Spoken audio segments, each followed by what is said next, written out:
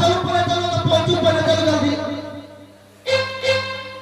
हिया बजाव दिशा यही आज चली है हिमाचली यही बंगा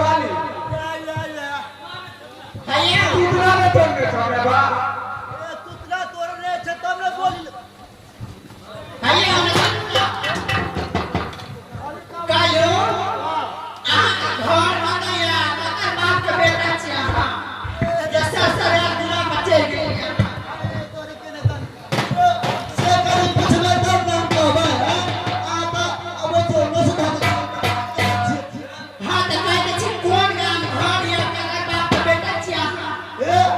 ठीक है,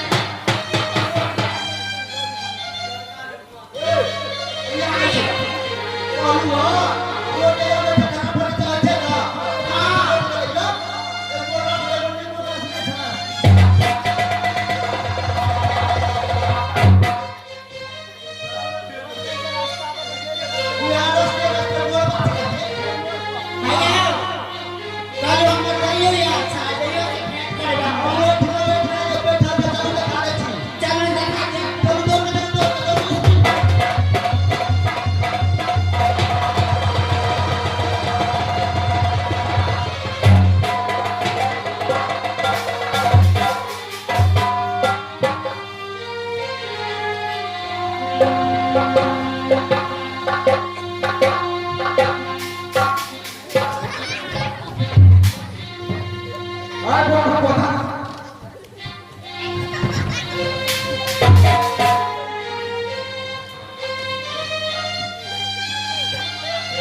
हे भगवान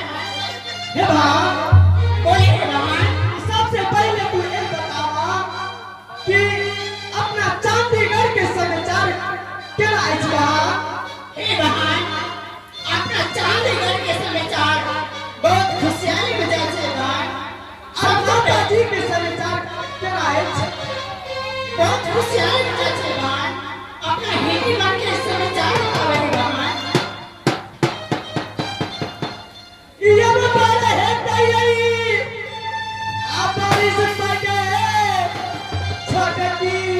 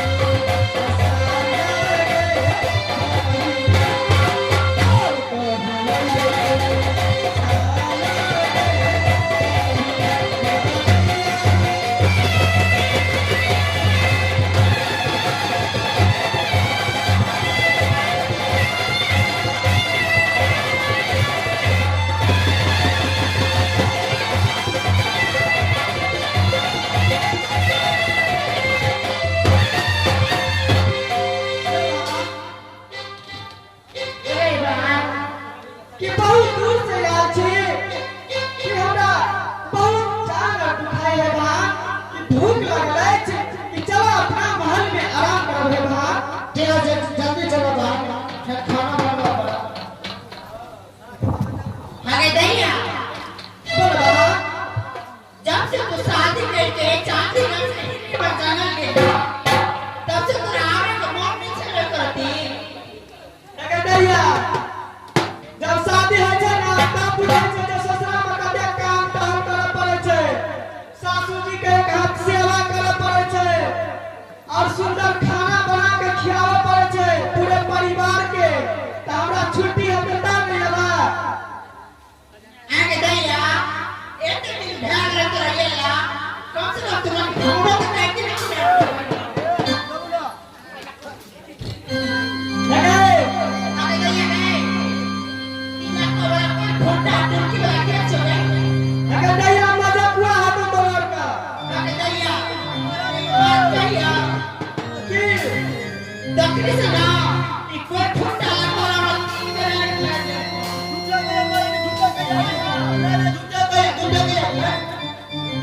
ये बउआ ई सब हमर बहिन सब चाह के कहने रहू ना।